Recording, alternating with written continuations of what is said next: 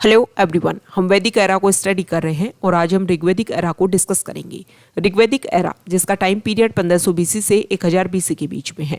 विंटरनेट्स ने ऋग्वैदिक पीरियड के टाइम को डिटरमाइन किया है। ऋग्वैदिक एरा में ऋग्वेद को कंपोज किया गया था और आप सभी को पता है हमारे जो वेदास हैं उनको आर्यंस के द्वारा कंपोज किया गया। तो आर्यंस से रिलेटेड बेसिक फैक्ट्स देख लेते हैं कि किस तरीके से उनका ओरिजिन हुआ और किस तरीके से वो इंडिया में आकर के सेटल हुए। तो अलग अलग स्कॉलर्स ने उनको लेकर के आर्यंस को लेकर के अपने अलग अलग मत रख रखे हैं। दयानंद सरस्वती ये बोलते हैं कि जो आर्यंस है वो तिब्बत से आए थे। बाल गंगाधर तिलक ने बोला है कि नॉर्थ पोल से आर्यंस आए थे। नेक्स्ट है पेंका और हर्ट बोलते हैं कि वो जर्मनी से आए थे। एल डी कल्ला बोलते हैं कश्मीर से आए थे। और इन मतों में सबसे सर्वमान्य सबसे मोस्ट इंपॉर्टेंट ओपिनियन है मैक्समुलर का। मैक्समुलर बोलते हैं कि जो आर्यंस हैं वो सेंट्रल एशिया से आए थे।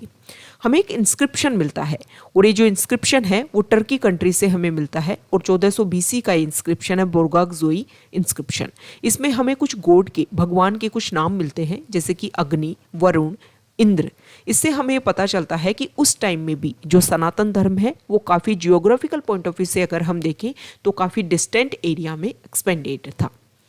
आर्यंस इंडिया में आकर के मतलब जो इंडिया वाला जो भूभाग है वहाँ पर आकर के सबसे पहले जो सप्त सिंधव वाला जो रीजन है वहाँ पर सेटल हो गए।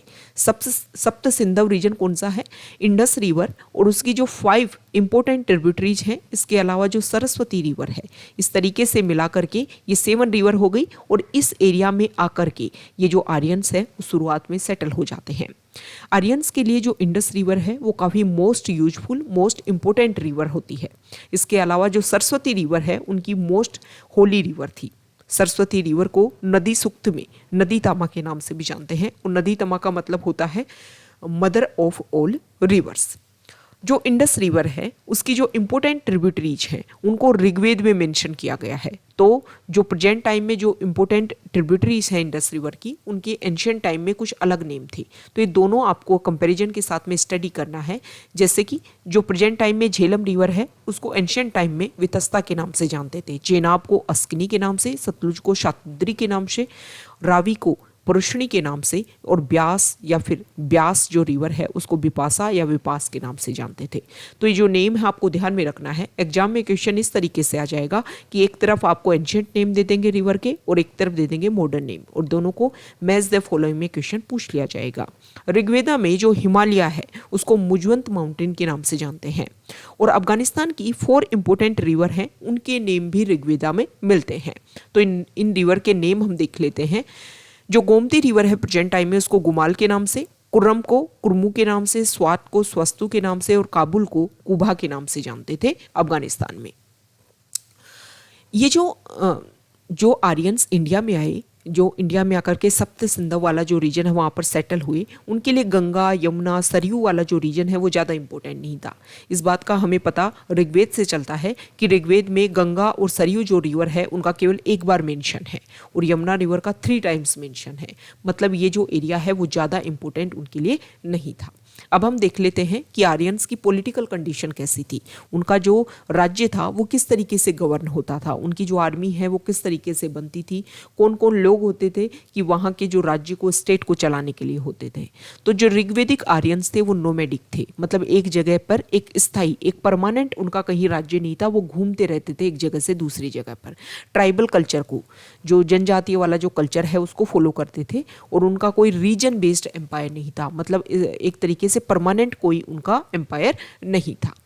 शुरुआत में अगर हम बात करें तो शुरुआती समय में जो आर्यंस थे उनके जो किंग थे वो इलेक्ट होते थे, मतलब इलेक्ट होकर के राजा बनाया जाता था। उनकी जो नोमैडिक जो कल्चर था, उनका जो कबीला था उसका इलेक्टेड किंग होता था। लेकिन टाइम के साथ में ये जो पोस्ट है वो हेरिडिटी होती गई, मतलब राजा का बेटा ही यहाँ पर राजा बनने लग गया। जो किंग की जो पोस्ट थी वो आर्यंस में ज़्यादा ग्लोरियस नहीं थी। ऐसा नहीं था कि बहुत इंपॉर्टेंट था, वहाँ तक पहुँचना बहुत लोगों का सपना, ऐसा कुछ नहीं था। जो किंग थे आर्यंस के टाइम में उसको गोप या फिर गोप्ता के नाम से जानते थे। और उस टाइम में जो ज़्यादातर बैटल, जैसे प्रेजेंट टाइम में अगर हम देखें तो एक कंट्री दूसरे कंट्री के ऊपर अटैक करता है ताकि उसके टेरिटरी को अपने अंडर कर सके, लेकिन उस टाइम में बैटल्स आर्यंस के टाइम में बैटल हुआ करती थी कैटल्स के लिए, एनिमल्स के लिए। ये आपको इंपॉर्टेंट फैक्ट है, ये आपको ध्यान में रखना है, मतलब जानवरों के लिए उस टाइम युद्ध हुआ करते थे। अब जो राजा हुआ करता था उसको सपोर्ट करने के लिए कोई मिनिस्ट्री होते होंगे, कुछ मिनिस्टर्स होते थे, तो उन मिनिस्टर्स को रत्निन के नाम से जाते थे और इन रत्निन की संख्या होती थी 12। जो मेन मिनिस्टर्स हैं उनके नाम है पुरोहित, युवराज और सेनानी, और इन तीनों को कंप्लीटली एक नाम से जानते थे, मंत्री। ओके, नेक्स्ट है सुत। सुत जो होता था वो चैरियट आर्मी, मतलब रथों की जो आर्मी होती थी उसका हेड होता था। पालागल जो है वो किंग का फ्रेंड या फिर मैसेंजर, दूत हुआ करता था। भागाद्वद होता था रेवेन्यू ऑफिसर, मतलब कर को लेकर के, कर को इकट्ठा करना और उसको इकट्ठे करने का, कलेक्ट करने वाला जो ऑफिसर होता था उसको बोलते थे भागाद्वद। नेक्स्ट है वजपति। वजपति जो है वो पाश्चर, मतलब चारागाह भूमि जो है, गोचर भूमि जो है, उसका हेड हुआ करता था। एक होता था स्पाई, जिसको स्पस के नाम से जानते थे, और राजा को जो गिफ्ट दिया जाता था उसको बाली बोलते थे। और जो वहाँ का जज होता था, आर्यंस कबीला में, आर्यंस का जो नोमेडिक जो उनकी लाइफ होती थी उसमें, उसको बोलते थे प्रश्न विनाक। अब राजा को सपोर्ट करने के लिए 3 कमिटीज होती थी। जो फर्स्ट इंपोर्टेंट कमेटी, जिसको विदत के नाम से जानते थे, विदत होती थी फर्स्ट कमेटी, और ये ओल्डेस्ट ऑर्गेनाइजेशन होती थी आर्यंस की ओल्डेस्ट ऑर्गेनाइजेशन विदत होती थी। और ये क्या किया करती थी इस कमेटी, कि जो भी लूट करके जो भी मनी लाया जाता था उसको डिस्ट्रीब्यूट करने का काम करती थी। नेक्स्ट इंपोर्टेंट कमेटी होती थी सभा। सभा में एलिट और सीनियर पीपल आते थे। सीनियर पीपल का और जो एलिट पर्सन जो है, मतलब जो एक तरीके से एज्ड पर्सन है, जिनको एक्सपीरियंस है, उनका ग्रुप यहाँ पर हुआ करता था।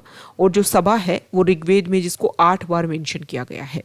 जैसे कि प्रेजेंट टाइम में हमारी राज्यसभा होती है, वहाँ पर जो भी लोग होते हैं वो डायरेक्टली इलेक्टेड नहीं होते पर्सन्स के थ्रू, लेकिन हमारे एलिट, सोसाइटी के जो एलिट पर्सन जिनकी ज़रूरत है हमारी कंट्री को चलाने के लिए, उनको यहाँ पर नॉमिनेट किया जाता है।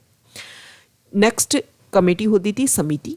यहाँ पर group of common representative of public के द्वारा जो रिप्रेजेंटेटिव होते थे, पब्लिक को जो लोग रिप्रेजेंट करते थे, वो समिति में आते थे। और जो समिति का जो हेड होता था उसको बोलते थे ईशान। जैसे कि प्रेजेंट टाइम में लोकसभा स्पीकर होता है, उस टाइम में जो वहाँ की समिति का स्पीकर होता था उसको ईशान बोलते थे। और समिति को 9 टाइम्स ऋग्वेदा में मेंशन किया गया है। अब यहाँ पर कुछ इंपॉर्टेंट वर्ड्स हैं, उनके जो हेड हुआ करते थे, और प्रेजेंट टाइम में उसका कंपैरिजन करेंगे। जैसे कि उस टाइम में एक वर्ड हुआ करता था जन। जन जो है वो लार्जेस्ट यूनिट होती थी, मतलब कोई भौगोलिक, कोई जियोग्राफिकल एरिया है तो उसमें जो सबसे बड़ा पार्ट होता था जो, उसको बोलते थे जन। जैसे कि प्रेजेंट टाइम में कंट्री, देश होता है, और उसका हेड होता था गोप। उसके बाद में इसके छोटे छोटे पार्ट होते थे विस, उनको बोलते थे डिस्ट्रिक्ट। जैसे प्रेजेंट टाइम में हमारे जिले होते हैं, किसी राज्य में जिले होते हैं, और उनका हेड होता था विस्पति।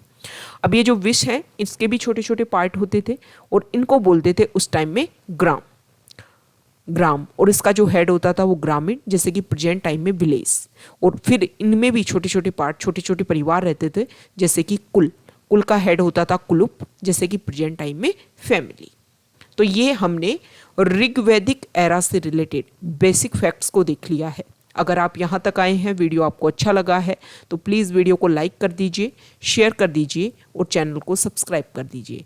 आप हमारे टेलीग्राम चैनल के साथ में जुड़ सकते हैं। टेलीग्राम चैनल का लिंक नीचे डिस्क्रिप्शन बॉक्स में दिया हुआ है। Okay, thank you.